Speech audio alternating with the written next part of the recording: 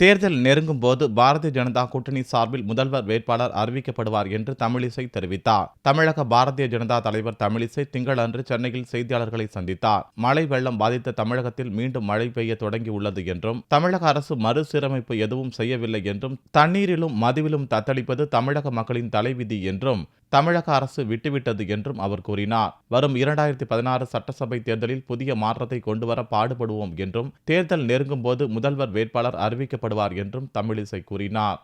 அவர்கள் முதலமைச்சர் வேட்பாளரை அறிவிப்பது அவர்களின் முடிவு, தேசிய ஜனநாயக கூட்டணியின் முடிவல்ல. தேசிய ஜனநாயக கூட்டணி என்று ஒன்றாக வரும்பொழுது யார் எந்த முதல்வர் வேட்பாளர் முடிவு செய்யப்படுகிறாரோ அவர் முதலமைச்சர் வேட்பாளராக இருப்பார்.